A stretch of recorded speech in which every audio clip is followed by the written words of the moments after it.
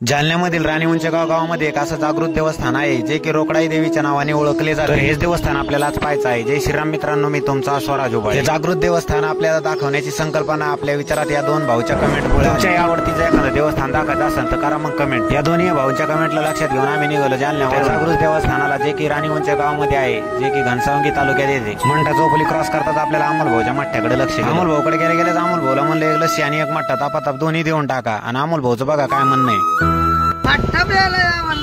मठ्ठा देऊन थंडकार झालो आणि मंठा चौफुली क्रॉस केली आणि निघालो मग उंचेगावच्या दिशेने। आता राणी उंचेगाव तब्बल जालन्यावरून 45 किलोमीटर आहे। जरा उन्हाचा पारा जास्त असल्यामुळे तहान खूप लागत होती, त्याच्यामुळे एक पाण्याची बॉटल घेतली आणि सोबत निघालो मग समोरच्या दिशेने। गावला पाठीमागे टाकून पोहोचलो ना आपण राणी उंचेगावमध्ये। गावाच्या नावात जरी गाव येत असलं तरी हे गाव नाही, खूप मोठी ग्रामपंचायत आहे, कारण इथे खूप मोठं मार्केट आणि गावाला चांगल्या सुखसुविधा लाभलेल्या दिसून येतात। हेच ते येथील रोकडाई देवीचं मंदिर आहे। येथील जागतिक लोकांच्या म्हणण्यानुसार या मंदिराचा हजारो वर्षांचा इतिहास आहे। देवी म्हणून ओळखली जाणारी हीच ती देवी आहे। तर घ्या मग पटापटा दर्शन। आतील गाभाऱ्याचं बांधकाम देखील खूप सुंदर होतं, त्याच्याकडेही तुम्हाला एक नजर फिरून दाखवलं। रोकडाई देवी जरी नाव असलं तरी हा एक जगदंबेचा अवतार आहे असे येथील लोकांचे म्हणणे होते, त्यामुळे इथं जय जगदंबा प्रसन्न लिहिलेला आहे। मंदिर छोटंसं आहे पण मंदिराचा परिसर हा खूप मोठा आहे आणि मंदिरामध्ये शांतता पाहायला। मंदिराच्या परिसरामध्ये एक छोटीशी विहीर आहे जी की कधीही पाण्याने भरलेली असते, कधीच तिचं पाणी कमी होत नाही असं येथील लोकांचं म्हणणं आहे। करणारा प्रत्येक भक्त हा वेगवेगळ्या कपड्यांमध्ये असं नारळ बांधून ठेवतो आणि जेव्हा नवस फेडतो तेव्हा हे नारळ सोडले जाते व पाण्यामध्ये सोडून दिले जाते असे येथील लोकांचे म्हणणे होते। याच बारकाईने आपल्याला मंदिराविषयी बरीच काही माहिती सांगितली। तुम्हाला आजचा ब्लॉग कसा वाटला नक्की कमेंट मध्ये सांगा। जाता जाता तेवढं फॉलो नक्की करून घ्या। धन्यवाद।